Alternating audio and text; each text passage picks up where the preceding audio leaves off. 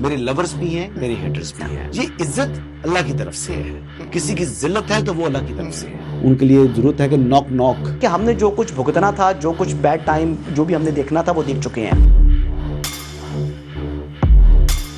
حسن ایوب خان کے تمام دیکھنے والوں کو السلام علیکم. ناظرین، انتہائی افسوسناک صورتحال پیدا ہو چکی ہے کیونکہ پنجاب کے اندر سیلاب کا 38 سالہ ریکارڈ ٹوٹ گیا ہے اور موجودہ صورتحال کے اندر پنجاب کے مختلف اضلاع جن میں بڑے ضلع شامل ہیں، یعنی لاہور، فیصل آباد، اوکاڑا، ناروال، سیالکوٹ یہ اور حفظ آباد، یہ تمام کے تمام جو ہیں ان کو یہاں پر یعنی فلڈز کے خطرات آ چکے ہیں. سیلاب کے خطرے جو ہے وہ بہت بڑھ چکے ہیں اور پاک فوج کو طلب کر لیا گیا ہے.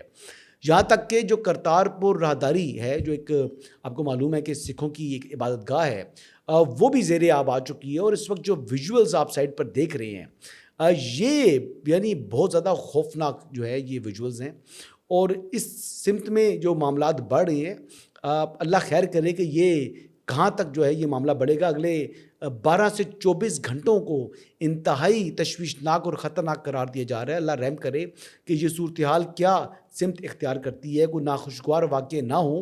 اس لیے پنجاب کے محکمہ داخلہ نے فوری طور پر ان جو افیکٹڈ ڈسٹرکٹس ہیں ان میں پاک فوج کو طلب کر لیا اور پاک فوج نے اپنا ریسکیو اینڈ ریلیف آپریشن بھی سٹارٹ کر لیا. اور جو سول آپ کی جو حکومت ہے، وزیر اعظم کی، صوبائی حکومتوں کی اور لوکل انتظامیہ کے ساتھ مکمل سنک میں armed forces of Pakistan are working day and night in this great testing time. جو یہ فلڈ کا چل رہا ہے، یہ جو چل رہا ہے چاہے وہ پنجاب میں ہو، خیبر پختونخوا میں، گلگت میں ہو، بلتستان میں ہو، اور پرویکٹیولی کام ہو رہا ہے. جیسے جیسے لوگ جہاں ابھی پانی نہیں بھی پہنچا ادھر بھی پرویکٹیولی جو ٹروپس ہیں اور یونٹس ہیں they have been activated and they are on standby. Kartarpur کی بات کریں تو وہاں پر یعنی بیشتر لوگوں کی جانوں کو بچا لیا گیا ہے، لوگوں کو ریسکیو کیا گیا ہے. اس طرح یعنی پورے صوبے بھر کے اندر اس وقت rescue and relief operation full swing کے اوپر جاری ہیں. بٹ ایون دین اتنے بڑے پیمانے پر سیلاب ہے کہ ہیومنلی جو کچھ پاسبل ہے وہ تو یعنی وہ اقدامات تو کیے جا رہے ہیں. بٹ یہ معاملہ کہاں جائے گا، کیسے رکے گا اور کتنی تباہی مچائے گا، اللہ ہی رحم کرے. اب سیالکوٹ کے اندر بتایا جا رہا ہے کہ 330 ملی لیٹر سے بھی زیادہ بارش ہوئی ہے.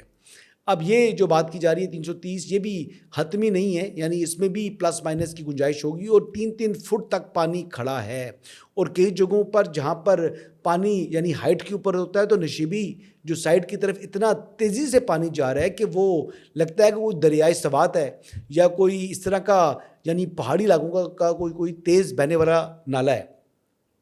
اس وقت پنجاب کا جو پی ڈی ایم اے ہے، ریسکیو 112، پولیس، ضلع انتظامیہ اور پاک فوج کے جو دستے ہیں وہ اس وقت ریسکیو اینڈ ریلیف آپریشن جاری رکھے ہوئے ہیں. اور اس میں تو بے بسی ہے جی انسان کی، انسان کیا کر سکتا ہے. لیکن ایک کام بہتر کیا کہ پہلے ہی بہت سے علاقوں کو ایویکویٹ کرا دیا گیا. پہلے ہی بہت سے لوگوں کو بولا گیا کہ جناب یہ دریاؤں کے کناروں سے آپ موو ہو جائیں، کیونکہ وہ دریا جہاں پر عمومی طور پر پانی نہیں ہوتا، راوی اور ستلج، ان میں بھی جو ہے وہ بڑے جو ہے ہائی لیول جو ہے وہ فلڈز آ چکے ہیں. اور اگر آپ دیکھیں تو یہ ویژولز جو کہ ہندوستان کے جموں کے علاقے کے ہیں، آپ جموں کو دیکھیں کہ جموں کے اندر بھی کیا صورتحال ہے. تو یہ سارا کا سارا پانی جو کہ یعنی وہاں سے کشمیر سے یا انڈیا سے پاکستان کی طرف اس نے آنا ہے، تو یہ پانی اب پاکستان نہیں آنا ہے اور پاکستان سے نکل کر آگے اس نے بحیرہ عرب کی طرف جانا ہے. تو اللہ رحم کرے جی، یہ سچویشن بڑی تشویشناک ہو چکی ہے، ایک بڑا چیلنج ہے. پرائم منسٹر پاکستان خود اس معاملے کو مانیٹر کر رہے ہیں. وزیر اعلیٰ پنجاب نے بھی یعنی ہنگامی صورتحال جو ہے وہ صوبے کے اندر اس سے نمٹنے کے لیے اقدامات اٹھانے کے لیے جو ضلعی انتظامیہ ہیں ان کو اراؤنڈ دا کلاک کام کرنے کی ہدایت جاری کر دی ہے. گزشتہ 48 گھنٹوں سے سیالکوٹ کی جو ڈسٹرکٹ مینجمنٹ ہے they are on their toes, اور جو ڈپٹی کمشنر خاتون ہیں ان کے مطابق بارش اب تھم چکی ہے اور مزید آئندہ 6 سے 8 گھنٹوں کے اندر جو نکاسی آب کے حوالے سے یعنی یہ پانی جو ہے یہ اتر جائے گا. یہ پانی جو ہے یہ جو کھڑا ہوا ہے، جس طرح لوگ اب جس طرح یہ ویژولز میں دیکھیں کہ گاڑیاں ڈوبی ہوئی ہیں، لوگ جو ہیں وہ آدھے آدھے ڈوبے ہوئے یعنی کسی ندی نالے کے اندر وہ چل رہے ہیں. یہ ندی نالا نہیں ہے بلکہ یہ شہر ہیں, اور یہ اربن فلڈنگ اسے کہتے ہیں. جب اربن فلڈنگ ہوتی ہے تو پھر بے تحاشا تباہی پھیلاتی ہے. اب لہٰذا آپ یہ دیکھیں کہ جی پاور ڈویژن نے بھی تمام متعلقہ ڈسکوز کو ہدایت کر دی ہے کہ جو فلڈ افیکٹڈ ایریاز ہیں وہاں پر فوری طور پر بجلی کا جو نظام ہے وہ بحال کیا جائے, اور جہاں پر آلریڈی یعنی نظام موجود ہے یعنی وہاں پر بجلی کی لوڈ شیڈنگ نہیں ہوئی ہوئی تو وہاں پر بھی اس طریقے سے بجلی کی فراوانی یقینی بنائی جائے تاکہ لوگوں کو مشکلات کا سامنا نہ کرنا پڑ سکے. کیونکہ آپ کو معلوم ہے کہ جب فلڈز آتے ہیں تو لوگ زخمی بھی ہوتے ہیں, اور جب زخمی ہوتے ہیں تو ہاسپٹلس کے اندر لے کے جاتے ہیں تو ہاسپٹلس کے اندر بھی آپ کو بجلی کی ریکوائرمنٹ ہوتی ہے. یہ تو ابھی تو فلڈ جو ہیں وہ اس طریقے سے آئے بھی نہیں ہے. آئندہ 12 سے 24 گھنٹے جو ہیں یہ انتہائی خطرناک ہے. اور دیکھیں ابھی بھی بیشتر لوگوں کے مویشی اور مال جو ہے وہ سیلاب کے اندر ڈوب چکا ہے. لوگوں کا مالی نقصان ہو رہا ہے, جانی نقصان خدا نہ خواستہ یہ بھی ہوگا. تو ایک دیکھیں کہ کلائمیٹ چینج کے جو اثرات جس طریقے سے بیڈلی پاکستان متاثر ہو رہا ہے, اس حوالے سے مستقبل کے حوالے سے ہمیں اس وقت سر جوڑنا ہوگا اور دنیا کو بتانا ہوگا کہ جناب یہ اربن فلڈنگ سے متاثر ہو رہا ہے پاکستان, اور گلیشیئرز کی میلٹنگ بھی اپنی جگہ ہے, اور جو زیادہ بارشیں ہو رہی ہیں اس سے بھی پاکستان کی جو حالات ہیں وہ پاکستان زیادہ افیکٹ کر رہا ہے. تو یہ جانی اور مالی نقصان ہو رہا ہے, اور اس کی جو گلوبل وارمنگ ہے اس میں پاکستان کا جو کنٹریبیوشن ہے وہ آٹے میں نمک کے برابر ہے. لیکن سب سے زیادہ افیکٹڈ جو ہے وہ پاکستان ہے, تو دنیا کو پاکستان کی مدد کرنی چاہیے اور کرنی ہوگی. پہلے بھی بہت سے ممالک نے پلجز کیے تھے کہ وہ سندھ میں جس طرح فلڈز آئے تھے اور فلڈز کی وجہ سے جس طرح نقصان ہوا تھا اس پر انہوں نے پلج کیا تھا کہ جی ہم یہ کنٹریبیوٹ کریں گے. پھر کسی نے وہ پیسے وہ رقم ہمیں آتی ہوئی پاکستان دکھائی نہیں دی. ابھی سندھ میں سیلاب کی صورتحال بننے میں ابھی چند دن ہیں, یعنی ابھی ایک ہفتے کا وقت کم از کم سندھ کے پاس موجود ہے.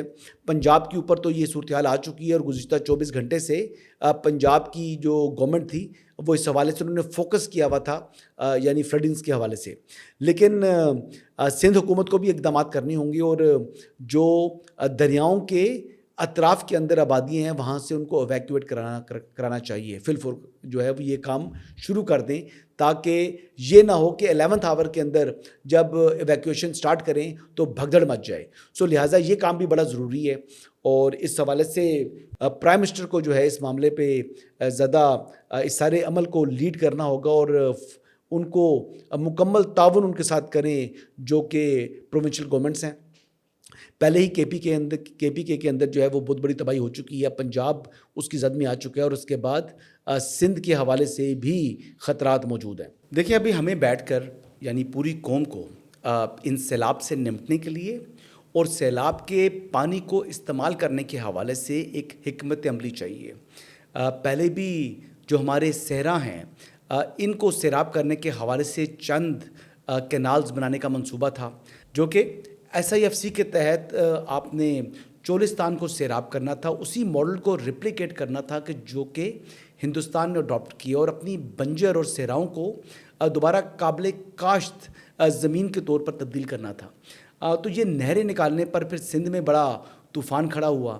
تو آج اس بات کا یقینی طور پر احساس ہو رہا ہے کہ یہ فلڈ واٹر اگر ہم اس کو استعمال کریں تو ہم ایک تو پانی کو سٹور کریں گے, اور اس پانی سے پھر بنجر زمین کو سیراب کر کے وہاں سے فصل حاصل کر سکتے ہیں, اور پاکستان کی مجموعی جو پیداوار ہے اس میں اضافہ ہو سکتا ہے. تو بنیادی بات یہ ہے کہ دنیا اپنے جو اس قسم کی چیزیں ہوتی ہیں ان سے نمٹتی ہے. اربن فلڈنگ کے بھی سلوشنز ہمیں تلاش کرنے ہیں, اور اربن فلڈنگ کے لیے بھی جو اقدامات کی ضرورت ہے وہ ہمیں کرنے ہوں گے. مزید ڈیمز ہمیں بنانے چاہیے, مزید کینالز نہریں ہمیں بنانی چاہیے, اور یہی وے فارورڈ ہے. اور اس کے علاوہ راوی اربن ڈیولپمنٹ اتھارٹی جو روڈا جس کو کہا جاتا تھا, یہ ایک ظلم تھا, اور اس حوالے سے مختلف لوگوں نے اس پر آواز اٹھائی. لیکن ماضی میں عمران احمد نیازی اس کے سب سے بڑے حمایتی تھے, کیونکہ ان کو یہاں سے اپنے جیب خاص کے اندر کچھ رقم منتقل ہوتی دکھائی دے رہی تھی. اسی وجہ سے انہوں نے متعدد بار اس چیز کی حمایت کی, اور اس منصوبے کا نقصان یہی ہو رہا ہے کہ آپ دیکھ لیں کہ دریا کے اطراف کے اندر جب آپ نے وہاں پر ہاؤسنگ سوسائٹیز بنانے کے حوالے سے काम शुरू किया तो फिर उसका कॉन्सिक्वेंस आता है। जो दरियाओं के जब वाटर बेल्ट्स के ऊपर जब आप कंस्ट्रक्शन करते हैं या तामीरात करते हैं या वहाँ पर आबादकारी करते हैं तो फिर कभी ना कभी वो आबादकारी सैलाब की जद में आ सकती है और वो ख़तरनाक है। तो इससे शहरियों की जान और माल दोनों को ख़तरात लाक हैं। और तो ये सिर्फ अपने जेब ख़ास को गर्म करने के लिए अडयाला के मौजूदा चांसलर और साबिक वज़ीर-ए-आज़म इमरान अहमद नियाज़ी साहब ने गला फुला कर इसकी हमायत में बात की थी, क्योंकि वहाँ से जो कि मलिक रियाज हुसैन साहब इसमें इंटरेस्टेड थे और मलिक रियाज साहब ने बेसिकली बुनियादी तौर पर 5-5 कैरेट की हीरे की अंगूठियाँ इमरान अहमद नियाज़ी साहब को जो दे रहे थे। फिर आपको मालूम है कि मशहूर ज़माना अलकादर ट्रस्ट के हवाले से भी ज़मीन उन्होंने दी, फिर उस पर कंस्ट्रक्शन भी करके दी और 30 करोड़ रुपया कैश भी दिया। और फिर बनी गाला के अंदर सैकड़ों कनाल अराजी भी फ़रद शहज़ादी के नाम उन्होंने ट्रांसफ़र की। तो मलिक रियाज के जेब के अंदर थे इमरान अहमद नियाज़ी। और यही जो रोडा के हवाले से जब लोग एहतजाज करते थे और वहाँ की जो मकामी आबादी थी उनसे ज़बरदस्ती ज़मीनें हथियाई की, तो ये जुल्म जो है करने में इमरान अहमद नियाज़ी भी शरीक रहे। और आज रावी की वजह से ये जो आप देख रहे हैं कि लाहौर के अंदर सैलाब की सूरत हाल बन चुकी है। और इसके अलावा जो पहले एहतजाज हुए सिंध के अंदर, जिस तरह तोड़ फोड़ हुआ, जिस तरह के वज़ीर दाखिला जो थे सूबाई वज़ीर दाखिला उनके घर तक को टारगेट किया गया था, तो ये अमल मुनासिब नहीं थे। और पूरी कौम को इकट्ठे होकर यह है इन सैलाब का मुकाबला करना है, क्योंकि ये कुदरती आफात हैं, ये जो है नेचुरल डिज़ास्टर्स हैं। इन डिज़ास्टर्स से निपटने के लिए इंसान की कैपेसिटी नहीं होती। दानिशमंदी का सबूत देना चाहिए सबको। और इस हवाले से कोई सुबाहियत या ज़ुबान या कोई ऐसी चीज़ नहीं हमें रखनी, हमने सिर्फ पाकिस्तानी होकर इन सैलाबों का, इन आफात का मुकाबला करना है। आगे बढ़ते हैं जी। कल जो इमरान अहमद नियाज़ी हैं जो कि अडयाला के चांसलर हैं, उन्होंने एक ट्वीट किया और ट्वीट में क्या गुफ्तगू की है वो तो इंतहाई अफसोसनाक भी है और काबिल मज़म्मत भी है। जिस तरीके से अदलिया की तज़हीक उन्होंने की उस ट्वीट के अंदर, जिस तरीके से अदम एतमाद का इजहार किया उन्होंने अपनी जमात के ऊपर, और जिस तरीके से उन्होंने एक रवैया अख्तियार किया है, ये नामुनासिब है। और मेरे ख़्याल के मुताबिक कंटेम्प्ट ऑफ कोर्ट के ज़ुमरे में इनकी ये ट्वीट आते हैं। अब इस हवाले से फ़ैसला करना होगा हुकूमत को कि वो किस तरीके से इस मामले को लेकर बढ़ते हैं, क्योंकि इमरान खान का ये ट्वीट है या ये ट्वीट्स नहीं है। अगर ये ट्वीट्स इमरान खान के हैं और इमरान खान का ही ट्विटर हैंडल है तो फिर कॉन्सिक्वेंस तो इमरान खान के ऊपर आना चाहिए, लेकिन यकीनी तौर पर ये मुकर जाएंगे।